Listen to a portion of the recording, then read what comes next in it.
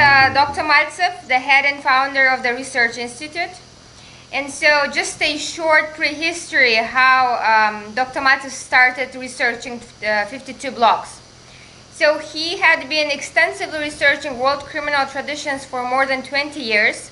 However, he never heard about the system before very recently actually, when he was doing an investigation and writing a book about D'Amato style.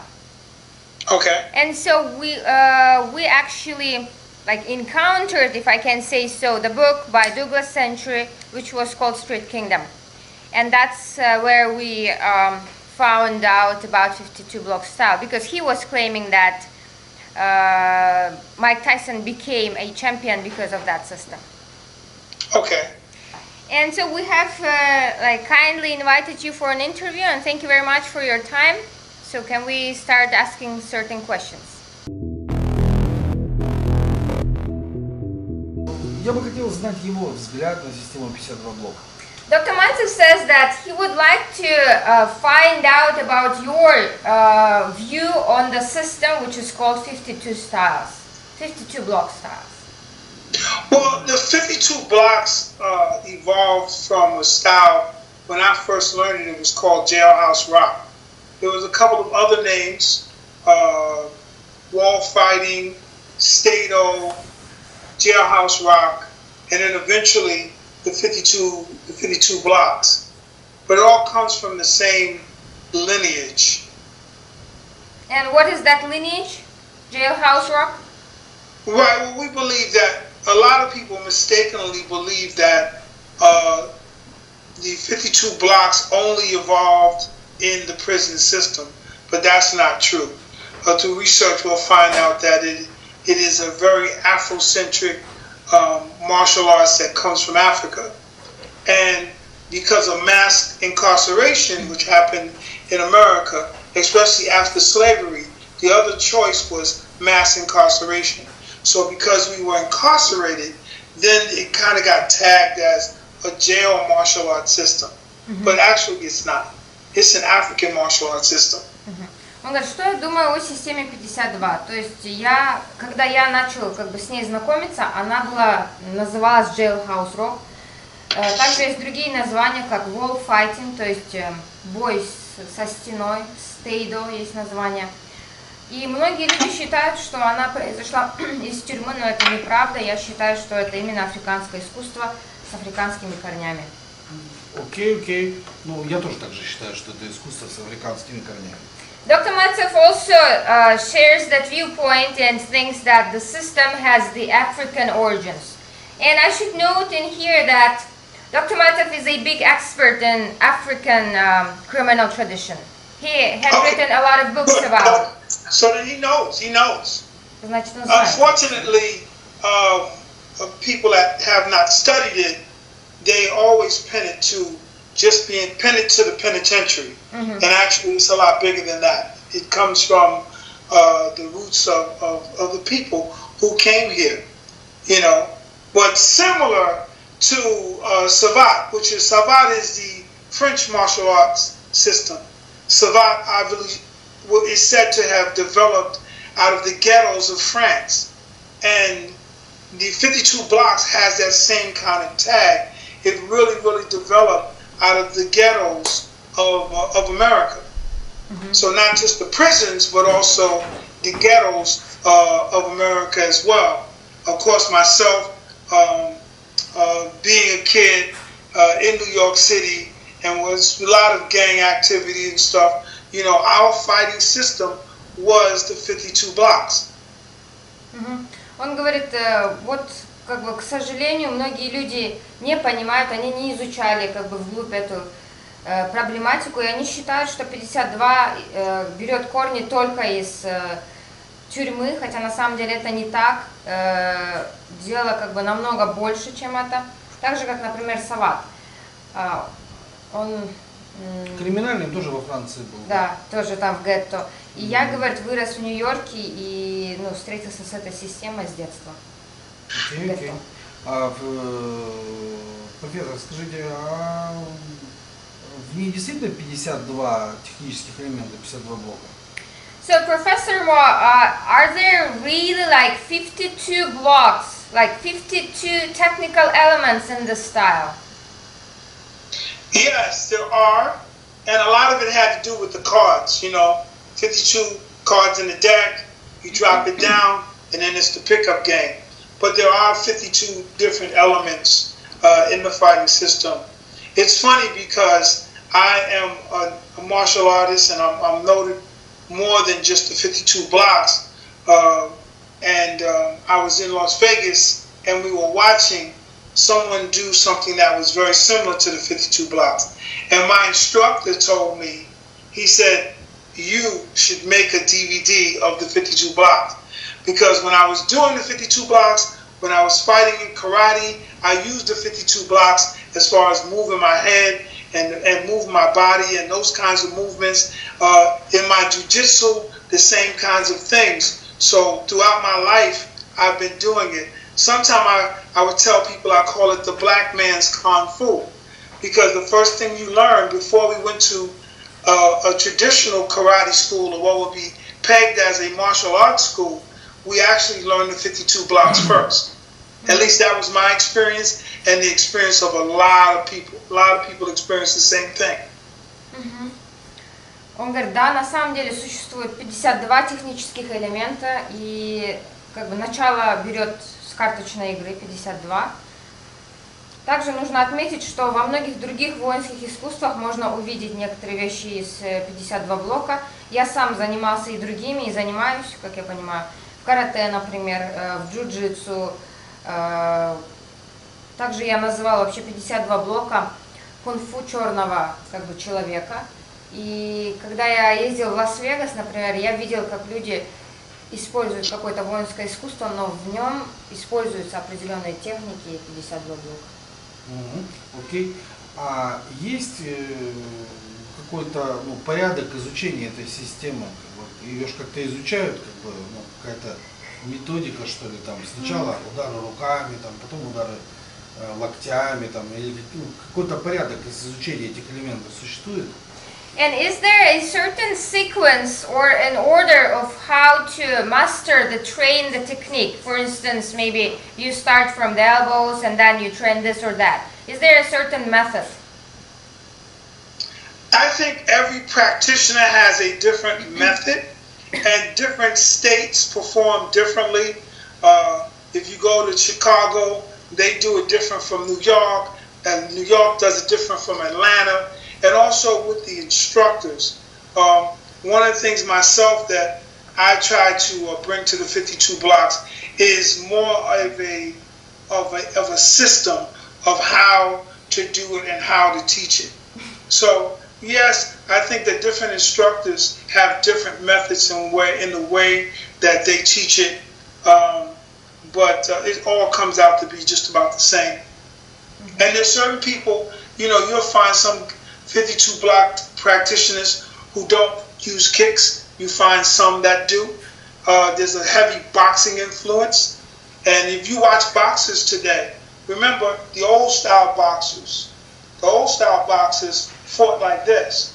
Well, if you see boxers today, what are they doing? What are they doing? They're doing stuff that looks like the 52 blocks. And to give you a history of that, a lot of those boxers, like a lot of black men, had spent time in jail. And when they got out, they became professional boxers. So when you see skull and crossbones, when you see raising the gate, when you see all that, when you see all of this kind of stuff, where does it come from? Find out the history of that boxer, and you'll find out a lot of these boxers were in the penal system. Because here in America, some people say it's 1 out of 5. Some people say it's 1 out of 3. Black men will go to jail. So this fighting style is very prevalent among our communities. Что он говорит? То есть техника обучения меняется от человека к человеку. Например, в Чикаго будет преподавать по-другому, в Нью-Йорке по-другому, везде по-другому. Все зависит от инструктора, от места вообще жительства. Дальше он перешел на сам бокс, например, посмотрите, говорит, на какие движения, которые они совершают на данный момент. Раньше, возможно, были другие. И нужно изучить, откуда идет исток самого бокса, идет, понятно, из этой системы. И в нашей стране, говорит, очень много черных, которые попадают в тюрьму. Например, кто-то говорит, 1 из 5 людей попадет в тюрьму, кто-то говорит, 1 из 3 попадет в тюрьму. И после того, как выходят эти люди из тюрьмы, они становятся профессиональными боксерами. Они все. Окей. Давайте тогда попробуем по-другому. Вот когда мы бьем рукой, какими частями руки наносятся удары? So when we deliver a strike with a hand, what parts of the hand are used in striking itself? Like I said, there are some fighters in the 52s, you get a lot of elbows. And some, you get a lot of the hand game. And just like in boxing, this would be the point where you're striking people at. You know, you get some, my instructor was my uncle, was Johnny Muhammad. And Johnny Muhammad, he also went to the prison system, and he used to mix in a lot of karate with his stuff. So he did some kicking and some other things as well. But he did a lot of different hand movements and hand techniques, but he also loved to use the elbows. Вот, например, говорит, как я сказала, каждый человек будет по-другому использовать. Кто-то будет больше локти использовать, кто-то основные суставы, как и в обычном боксе. Например, мой дядя, он был инструктором моим, его звали Джонни Мухаммад, он был в тюрьме, но в своей системе 52 блока он также использовал и карате, то есть он любил наносить удары ногами. А молотком бьют вот So, Doc, I want to say. So what about the, I'm sorry, hammer strikes? Do you guys deliver this type of strikes in 52 blocks? Yeah, but a lot of forearm stuff. Но больше вот этой части. Forearms are very important. Да. Эта часть крайне важна. Right, in karate they will call it ridge hands or something, but a lot of forearm work. Очень много такой работы. Есть особое название для этого в карате.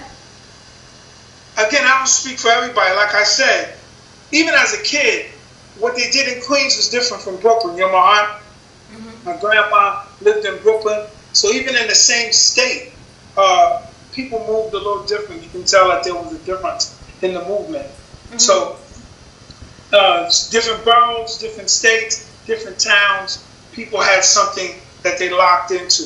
Me personally, as an instructor, I've tried to encompass all of that stuff and take from all the stuff that I thought was good and put it in one. Он говорит, опять же, как я сказал, даже когда я тренировался в этой системе, например, люди в Квинс, они и другие движения делали, люди в Бруклине другие движения. Я лично, как инструктор, стараюсь объединить все эти разные техники и преподавать это. Я понял. А головой бьют? Are there any strikes delivered with a head? Most definitely. Very important. Headbutting is very important. Remember, whatever is, well, I used to say whatever is illegal is legal in a real fight system. The 52 blocks is a self-defense system. So headbutts are very, very important. Как, у меня есть, говорит, такая фраза, то, что непозволительно как бы, в таком бою, в уличном бою все позволительно, поэтому работа от головой очень важна. А нож используют? What about the blade? Is it used in 52 block style?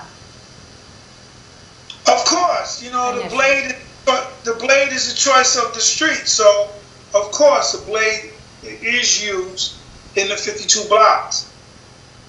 Конечно, нож используется в 52 блоках, потому что нож используется на улице. And from the blade, I can use anything. From the blade, I'll use this. И зная использование клинка, я могу использовать все что угодно, ручку. I can use the pen. I'll find a way to use this case. Я даже найду вариант, как использовать чехол от очков. А нож держится так или вот так?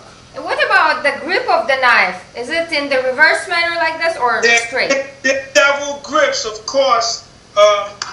This being my favorite, but of course, a lot of people may use the hammer grip. So you can use this grip or you can use the hammer grip, but I really like this grip, which is the ice pick grip. Using this grip is just easy. Anything that's cloaking, this can this can hide the weapon. You won't see it as easy as you would see it if I did this. You see that, right? This you don't see. This is right off my fighting method. So I'm hitting you and cutting you at the same time. That's what makes it very important. And that's what makes it a self-defense system. Лично я предпочитаю обратный хват, но можно увидеть людей, которые используют и прямой хват. Но понятно, что обратным хватом лучше будет, потому что так можно скрыть оружие, не видно, а если у вас прямой хват, то видно. Спрятать. Да, спрятать. So you can hide it much more easy, as you have said. Yes, yes. And anything you can hide, the better. Yes, and you can like deliver just by the turning of the wrist. Exactly. И можно угол регулировать удара. And moreover, you can be regulating the angle of delivering the strike in this manner. Correct. Then. And any 52 block practitioner, that's what we're trying to do. Especially with the knife or blade, it probably cuts you up a few times before you realize that you've been cut. You know, we're not going to expose the weapon to you. И в этом и наша цель, например, когда мы тренируемся в системе 52 блока, чтобы ножа не было видно. И пока человек осознает, что в него ударили, он уже получит несколько ударов ножом. I will say this, when you're, back in the day, you know about hip-hop? Вы знаете, Hip-hop, yeah. Естественно, я это видел. Back in the day, when the kids were doing hip-hop dancing, their movement looked very much like capoeira. So when I was watching them move, the kids from 170th Street in the Bronx, they moved like they were capoeiristas, but they never been to Brazil. However, these techniques are still part of them. I call it that genetic memory. Through genetic memory, they're able to perform a Brazilian-style martial arts in a dance that they've never seen before. And I think a lot of that happens with the 52 blocks as well. A lot of the style of the 52 blocks sometimes is conscious and subconscious. Subconscious because it's part of your culture and part of what you think you don't remember, but yet you do remember it. And I think that's very important. And when you watch different people do stuff, you go, where did that come from? How did he find that out? Which is very similar when you watch part of, like I was talking about when I was talking about hip-hop dancing, and watch these kids, and then you watch a capoeira movement, and you watch the Brazilians move, and you go, it's the same move, same challenge, same movement, head spins, the same style of kicks, even though the hip-hop artist is really just dancing, where the capoeirista is fighting. Он говорит, в Бронксе, когда я рос еще, я видел многих мальчиков, которые танцевали хип-хоп, но они двигались так же, как бойцы капуэра. И говорит, есть такая вещь, которую я называю генетической памятью. И говорит, я думаю, что много точно такое происходит и в 52 блоках. Очень многое часть, она несознательна, она просто человек делает, и он не знает откуда. Например, вот эти дети, которые двигались как бойцы капуэра, они никогда не были в Бразилии, но они двигались как бразильцы. Ну, что касается капуэры, я могу совершенно авторитетно заявить, что если любой боец капуэра попадет в Южную Африку, то я думаю, что 2 секунды будет достаточно для того, чтобы все закончить. Speaking about capoeira, just a side note, Dr. Matev says that in his opinion, if a capoeira man, a fighter, whoever, would go to South Africa, then everything would end in 2 seconds. I mean, he would be killed.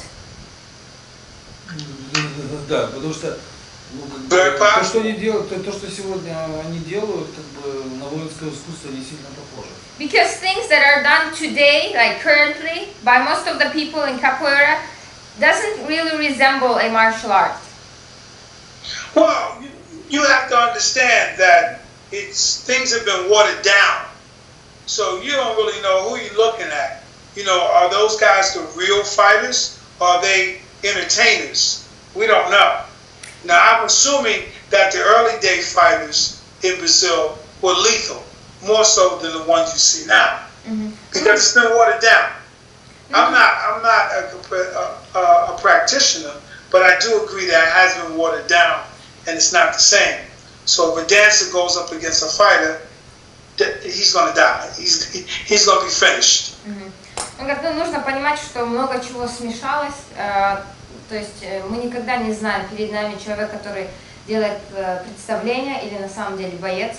Я сам не представитель этой системы, но я уверен, что в ранние дни в Бразилии вот эти бойцы КПР, они были очень смертоносные люди, но на данный момент, конечно, много чего смешалось. Вот я, честно говоря, не изучал КПР. So Dr. Matsev did not investigate very deeply and did not study capoeira himself. Да, по причине того, well, here's the thing on that. Queen Nzinga fought the Portuguese for 40 years from Angola. Her fighting system is capoeira. When the Angolans were finally defeated, most Brazilians are of Angolan descent.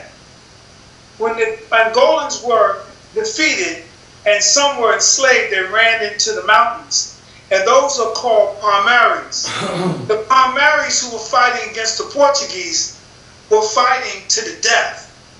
So, yeah, I agree. The capoeira that you see now may not be the capoeira of the Palmares. But the Palmares were lethal fighters. And they fought against the Portuguese. They were freedom fighters. And they fought against the Portuguese for many years in Brazil.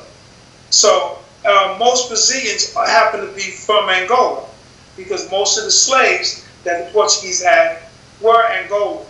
And Queen Nzinga used that fighting art to fight them for 40 years. And as you know, the Europeans had guns, they did not.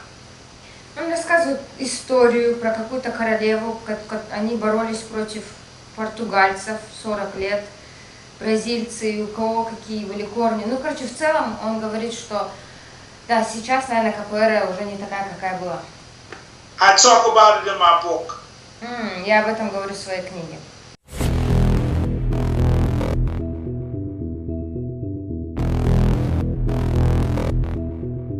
But as far as the 52 blocks, like I said, you know, very similar in terms of its development.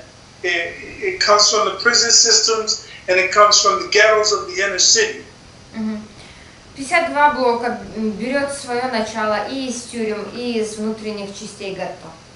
Да, но я думаю, что, скорее всего, да, она берет свое начало с юга Америки. Dr. Matthews thinks that when the system came from Africa, it actually takes its origin from the southern states, from the southern U.S. Yeah, true, it did. It did. Он говорит, тоже так считает. I thought, in my research, I found out a lot from the Carolinas. However, Diallo Frazier also talks about them coming from Virginia. And Virginia, the slave trade was very big in Virginia, and he talks about them. I don't know if you have his book. You have his book? Yes, we have interviewed him, and Dr. Matsev read it. Excellent book. He talks about it, and yeah, it does come from the southern regions of America. The slaves migrated to where? The north. So many of the slaves, like for instance, my family, we're from the Carolinas. We're from North and South Carolina. But we're New Yorkers. We've had generations of us in New York and Chicago. But so most of us who are Black Americans here in the North, our family comes from the South. То есть он считает, что система идет с южных штатов, из таких штатов, как Каролина и Вирджиния. Это то, что, говорит, в своей книжке пишет Диалло Фрайзер. Мне книга очень нравится. И... Скажу, очень скоро я напишу книгу о 52 блоках, где будет все расписано доказательно, с историей, с документами, со всем. So Dr. Matz is currently working on the book also about 52 blocks, which will be very different. It will be about the origins of how the 52 blocks came from Africa and how it actually disseminated with all of the evidence and documents. Okay. Вот если бы вы сегодня начали бы меня учить 52 блокам, вы бы с чего начали меня обучать? So one question, if you have started, for instance, teaching Dr. Matza 52 blocks, what would you start from?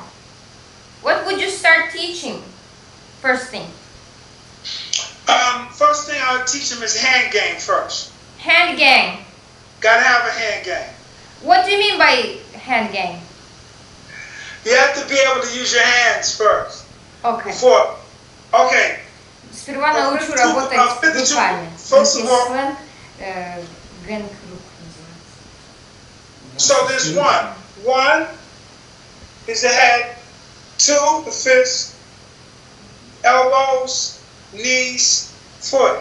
But the first thing I want to show him how to use is his hands. And То then есть I would do what's called the 7 points. есть 7 точек, с которых начинается. Первое это голова, мышление, так понимаю, руки, локти и дальше уже колени, ноги. Но вас начал бы учить с рук. Бить руками или защищаться? Would you like teach how to defend with hands or how to attack with hands? I mean, a lot of people will say defend, but my style would be to attack.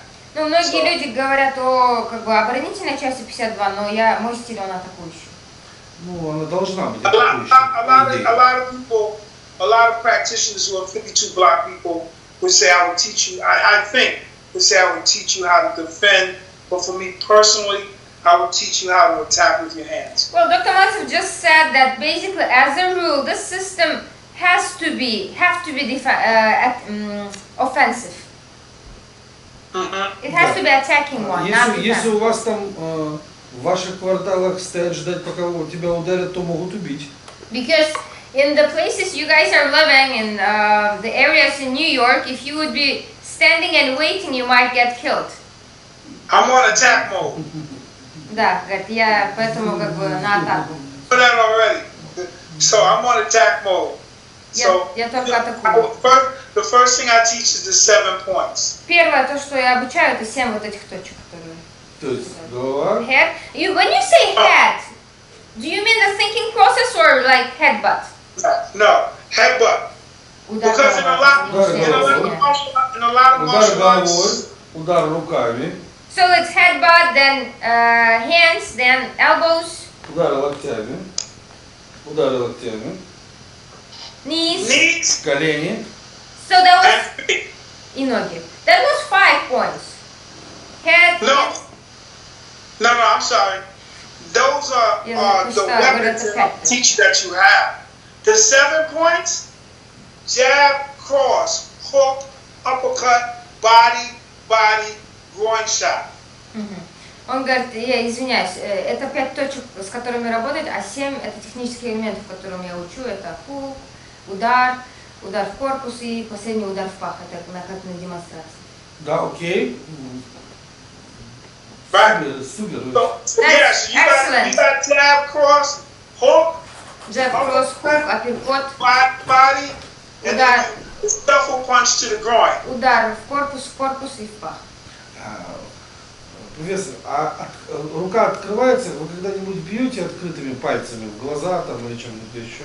So, Professor Mo, do you ever deliver a strike with an open palm, like maybe with fingers to eyes, or do you do that kind of stuff? Of course, because what you got to understand is slap boxing is the #1 way the 52 blocks was practiced. Нужно понимать, что слэп-боксинг, то есть удары ладошками, это была первая вещь, с чего началось практикование 52. #1 way the 52 blocks was practiced has been through slap boxing. Это первый метод. So open hand is very important. Поэтому открытые руки крайне важны. Да. То есть, в принципе, наверное, и ребро ладони используется. And if we are speaking about slap boxing, that would mean that we use the rib of the palm as well, right? Yes. Да. Все это используется для нанесения удара. So all this stuff is used for delivering a strike, right? Palm, the rib of the palm. Yeah, definitely. Да, конечно. You gouging of the eyes, all that's part of it. Выкалывание глаз, все это обязательно. Колени бьют в основном навстречу, я правильно понимаю? So the knee strikes are delivered as a counter-attack, right? Usually. It's used offensively.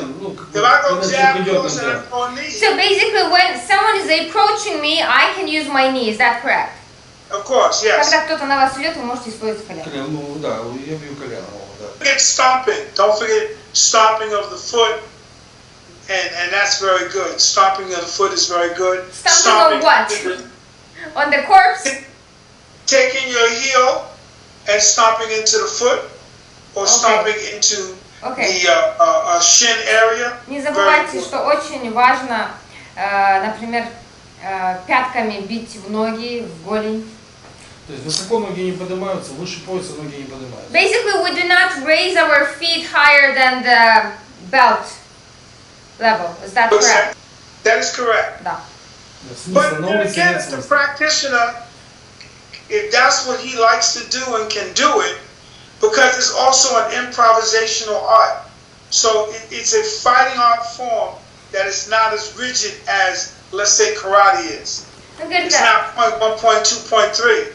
Опять же, зависит от инструктора, потому что это искусство, оно с импровизацией, он может поднимать ноги, если, конечно, хочет. Ну, на улице, наверное, неэффективно. However, when we're speaking about raising our feet too much in the street, that would not be effective. No, it wouldn't be effective. You know, but what you gotta understand is, it wouldn't be effective for most of us. So it's something that you wouldn't teach. However, there's always that one or other person who's able to do something that most people can't. What I'm saying is, I'll never, in defending yourself, I will never take away anything that you can use. You use all of your tools. Ну, нужно понимать, когда мы говорим, что это будет неэффективно, для большинства из нас это будет неэффективно. Но будут люди, например, 1-2 человека, для которых это будет эффективно. И поэтому, когда я преподаю, я стараюсь не отбирать у человека те вещи, которые он мог бы сам использовать. Окей, я понял. Еще один вопрос. Мы когда-нибудь используем прижимание руки противника, к себе, чтобы не дать ему ударить. Ну, он, например, стоит, я, руку наложил, он уже не может ударить.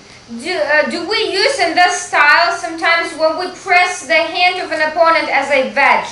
So for instance, I wedge his hand so he cannot move and deliver a strike. Oh yeah, definitely. Конечно, обязательно, да. I use that all the time. Я это постоянно использую. Press it down and use the other hand. То есть я накладываю руку и другую руку использую. То есть мы одной держим, другой бьем. So you hold with one hand and you deliver a strike with another hand. Deliver with the other one. Да. Это вообще великолепно. That's excellent. Это моя любимая. A cross swap followed by an elbow. А потом еще локтем. Да, вы сверху еще локтем, да, и все хорошо. Yes, and then you would deliver a strike with an elbow from upside, then it would be perfect. Correct. Да. Это вообще великолепно. All right, I wish you guys luck, and definitely keep sharing the information of the 52 blocks. I think it's very important that we not get lost and people not understand where this particular art comes from. Он говорит, вам тоже желаю удачи и продолжайте, говорит, рассказывать о 52, чтобы мы не потеряли, чтобы люди знали, где берет истоки эта система. Ну, я постараюсь написать объективную книгу, которая бы, говорила правду. Well, Dr. Mantsev will do his best in order to write the most objective book, which will say the truth. There we go. I'm good with that. Круто. До встречи. All right, see you soon. Thank you. All right, salute. Салют. Bye-bye.